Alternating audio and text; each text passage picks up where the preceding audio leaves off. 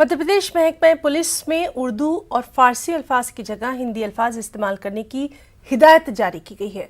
Additional director general of police बराए research and development police headquarter Bhopal के जरिए police के सभी महकमों को लिखे गए खत में कहा गया कि हुकूमत की सतह पर पुलिस महकमे में राइज दीगर ज़बानों जैसे उर्दू, फारसी वगैरह के अल्फाज के इस्तेमाल की जगह पर हिंदी अल्फाज का इस्तेमाल महकमाती सतह पर किए जाने के सिलसिले में गैर हिंदी ज़बान के ऐसे अल्फाज की जगह पर जिनका आम तौर पर इस्तेमाल किया जा रहा है, हिंदी ज़बान के अल्फाज की डिक्शनरी तैयार करके पुलिस की सभी इकाइयों को मुहैया कराने और गैर हिंदी अल्फाज के चलन की कार्रवाई की जाना है। इस सिलसिले में आपकी ब्रांच से मशवरा मतलूब है। महकमा पुलिस के जरिए जारी करदा प्रोफार्मा में 7 दिन के अंदर जानकारी भेजने की हिदायत जारी की गई। महकमा पुलिस में उर्दू और फारसी अल्फाज की जगह हिंदी अल्फाज के इस्तेमाल को लेकर वज़ीर दाखिला डॉक्टर नरोत्तम मिश्रा ने गुज़िश्ता साल एक बयान भी जारी किया था। सीधे रुख करेंगे भोपाल का, हमारे साथ मौजूद हैं हमारे नुमाइंदे मेहताब आलम। मेहताब, लगातार इस बेहद अहम मामले पर हम बातचीत कर रहे हैं। जिस तरह से उर्दू और फारसी के अल्फाज की जगह हिंदी के अल्फाज इस्तेमाल करने की बाकायदा हिदायत जारी की गई है, बहुत सारे ऐसे तबके हैं जहां से अब इसके खिलाफ आवाज़ भी बुलंद होना शुरू हो गई है। क्या कुछ वहां पर अभी मंजरनामा?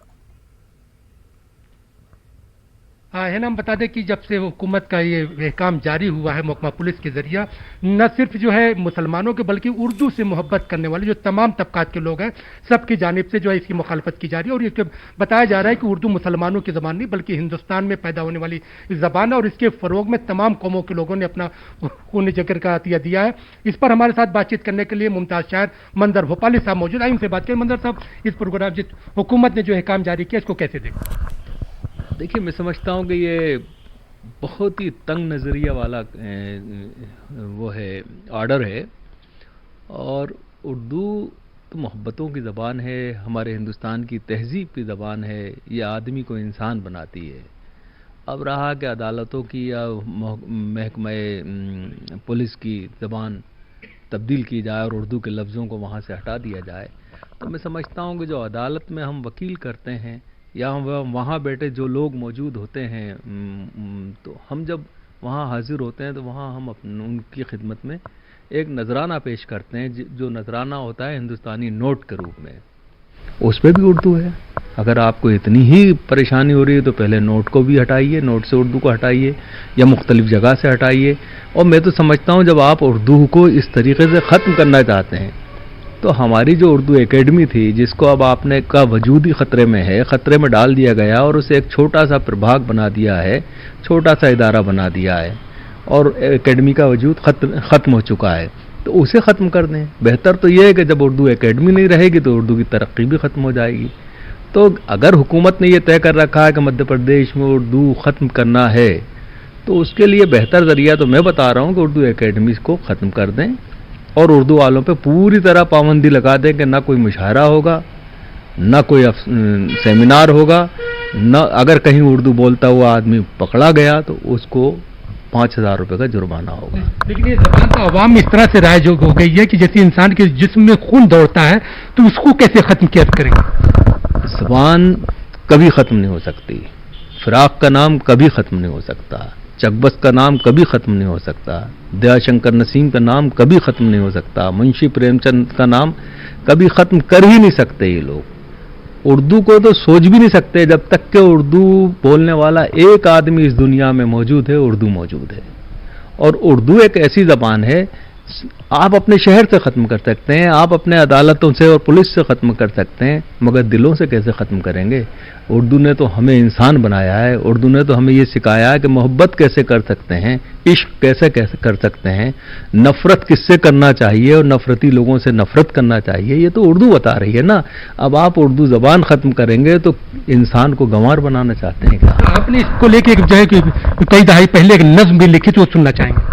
जी, मैंने एक छोटी सी नज़्म लिखी थी आज से 20-25 साल 30 साल पहले, और हैदराबाद में दिलीप कुमार और गोपीचंद नारंग साहब की मौजूदगी में ये पढ़ी थी कि ज़ुबान हिंद है उर्दू तो माथे की शिकन क्यों है। आज ये बिल्कुल सही हो रहा है। 25 साल पहले ख्वाब देख रहा था, मैं सोच रहा था, आज देखिए क्या हुआ।